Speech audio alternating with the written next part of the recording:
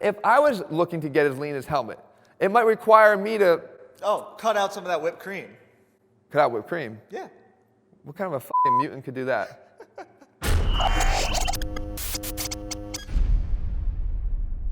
What's up, guys? Jeff Cavalier, ATHLEAN-X.com. And Jesse, ATHLEAN-X.com. It's another Ask Jeff video where we're taking your questions and I'm answering them. Jesse, who's up today? All right, we got Joe Mama. Hey, Jeff, How do I get absolutely shredded like this guy? I mean, I know you know a thing or two about being crazy lean, and hell, I'd even settle to be your level lean if I could. Any guidance would be appreciated. Jeez, it's not often I'm the fallback option, you know, for being lean. Okay, here's the thing. It's extremely possible. Really? For people to be as lean as this guy. Absolutely. Yeah, absolutely. As a matter of fact, I think everyone will be there. They will? Yeah, when they're dead. When they're dead. When they're laying as a cadaver in the anatomy lab, they will likely, or when the maggots have gotten them down to that level, they're going to be that lean. Guys, that is an absurd level of leanness. And here's the thing about Joe. I don't even know enough information about him to answer his question, even though I think that is extreme, what he's aspiring to. I don't have enough information. Is he at 8% body fat right now, looking to get a little leaner? Or is he talking about getting there and he's like sitting at 45% body fat and has struggled all his life to get any level of leanness?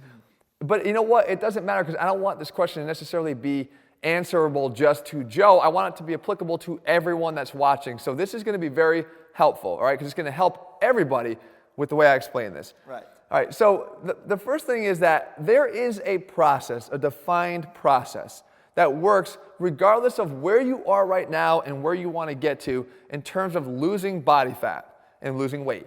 And the thing is that this process is tried and true and it works all the time. And I've mentioned it before, and it's about being in a hypocaloric state that allows you to drop your body fat levels and get leaner. Right. Okay, that's not debatable.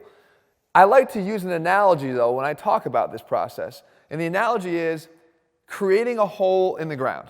Okay. Now, there's a lot of ways that we can create a hole in the ground. Like we can go out in the back right now, take out our shovels and start digging. Oh, or you can wait for a meteor to strike.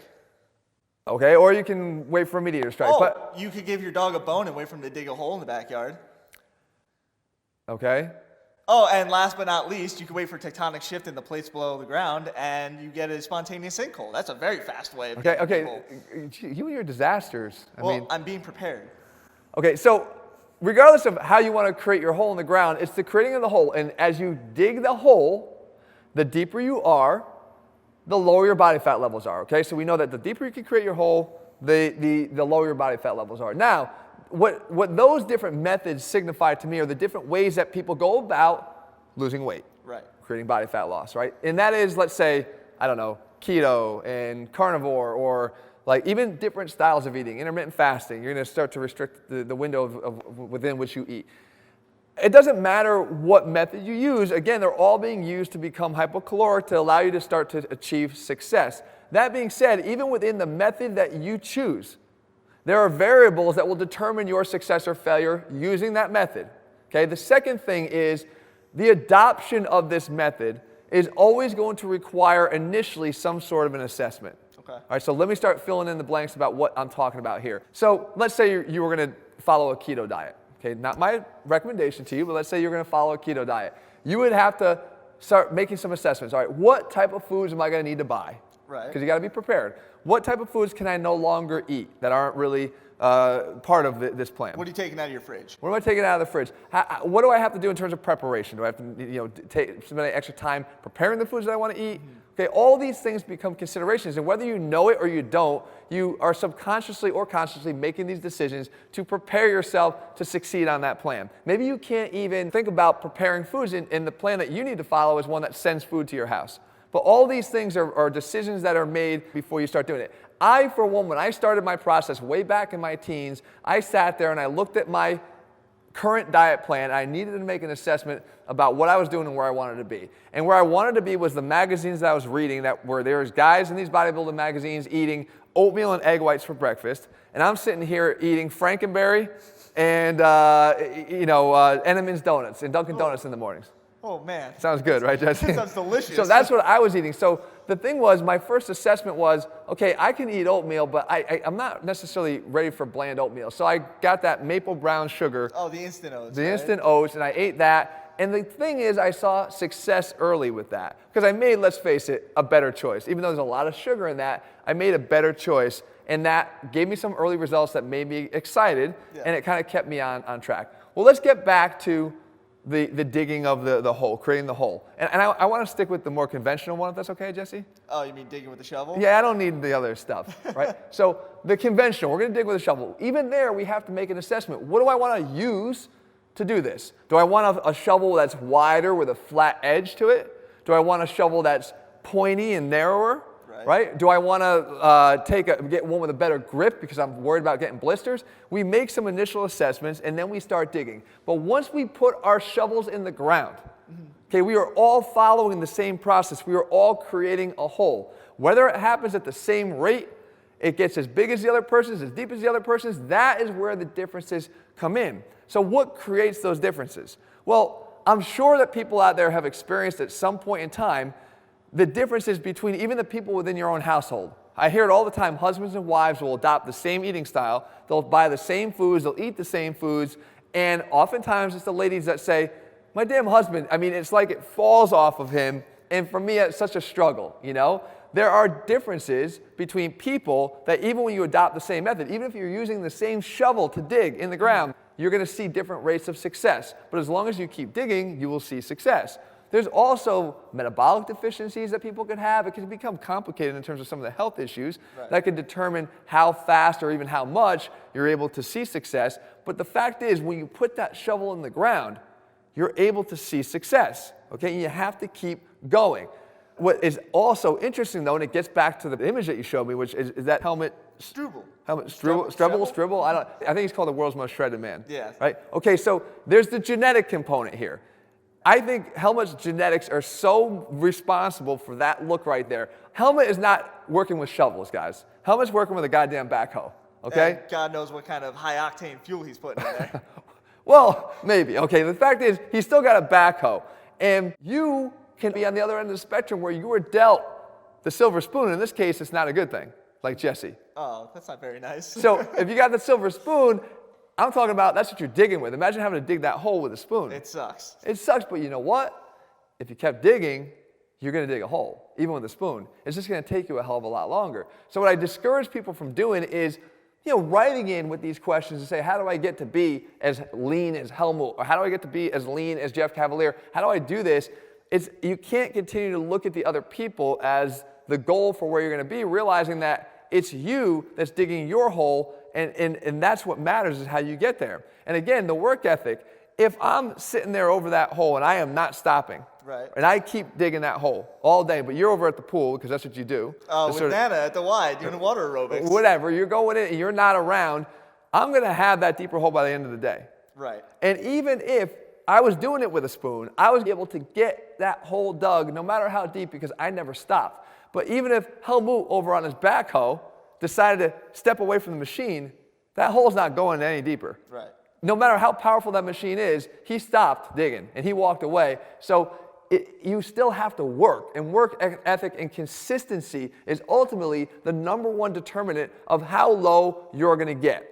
But that brings me to this next really important point, and that is what happens when you hit that inevitable obstacle, because you're going to hit a plateau. So when you're digging and all of a sudden that shovel hits rock and you hit ledge, what are you going to do then?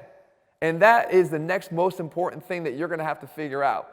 And for me, that is where you need to do another assessment. You might need a new tool. You might need to start trying something different in order to continue the losses that you achieved initially in terms of your weight loss and your fat loss.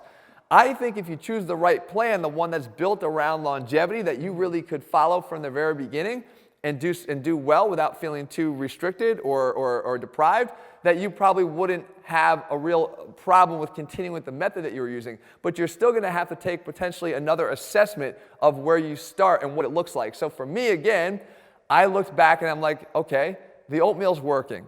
But I know that there's like 25 grams of sugar in this packet of maple brown sugar oats. It's not really a healthy oatmeal. So I made another round of changes, not overnight, gradually. As a matter of fact, at this point in the game, I was way more prepared to make that a successful change because I had already seen results. My hole had already been dug. I was inspired by the fact that I was making progress. If you asked me to go right to the oatmeal from the very beginning, the bland oatmeal, I wouldn't have been able to do it. But when I'm staring at a gaping hole that I had already dug and felt like I made some success, it was easier for me to say, you know what, I think I could probably try that oatmeal and see if I could live with it. And actually I enjoyed it, and to this day I still eat it. Pumpkin oatmeal, but I eat it. So you have to be willing to make that second round of assessment, and that's what will get you to kind of work your way through that hole and continue to see more and more success and get down to those lower levels of body fat where you have to decide, where am I willing to continue to push myself to get lower? That is an extremely important question. In other words, what sacrifices do I have to continue to make in order to continue to increase the depth of that hole? And I think that you have to be incredibly honest with yourself because there are sacrifices being made to get there. For instance, socially, you might have to start taking this plan that you've adopted and it's going to start having impact on the people around you because you're eating your own meal when the rest of your family's eating a different dinner.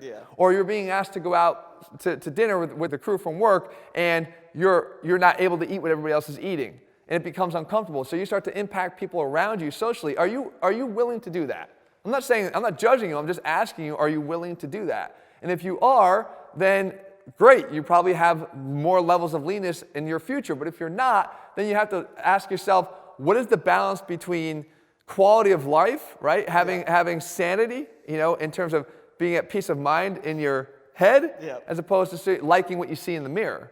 Okay, and that's a very important question that you have to answer. So if we went back to that shovel analogy, and you're standing there getting phone calls all day, but you want to take them, right? There's Nana calling to get picked up from the Y. Well, I'm at the Y with Nana. All right, well, okay, so then Mom called to get picked up, and you're going to take the phone call. Yeah, absolutely. If I'm not taking any phone calls, and I'm going to keep my head down and keep going, I'm going to dig that deeper hole. So if you feel that pull, that social pull, it might become something that impedes your ultimate level of progress. And again, that is okay. Ask yourself what your true goal is. Is it really that important to get to be as lean as Helmut Strebl? Is it really that important to get to be as lean as Jeff Cavaliere? Maybe it isn't. If I was looking to get as lean as Helmut, it might require me to... cut out some of that whipped cream. Cut out whipped cream? Yeah. What kind of a fucking mutant could do that? Whipped cream, guys, whipped cream is life, okay? So, and a perfect analogy there, like, I don't care enough to be as lean as Helmut to cut out whipped cream. I love it. I eat it every day, multiple times. You guys have probably seen my video. So ask yourself those questions, guys, and there is where you'd find the truth behind how long it's going to take you, whether it's even possible. Because if the answers to these things are no, then absolutely you are not going to get there. And when it comes to Helmut himself and his extreme example, there are probably less than the number of fingers on my hands people walking around this earth right now that could actually be as lean as he is and walk around consistently like that. Right. So guys, I hope you found the video helpful, truthful. If you're looking for your question to be answered, make sure you leave it and we'll look through them, Jesse, and pick the best one. And we'll answer that in a future video of Ask Jeff. If you're looking for programs and actually meal plans, exactly what I eat and follow day by day, and all of our meal plans, they're available at ATHLEAN-X.com. And also, guys, if you haven't done so, click subscribe, turn your notifications so you never miss a new video when we put one out. All right, guys, see you soon.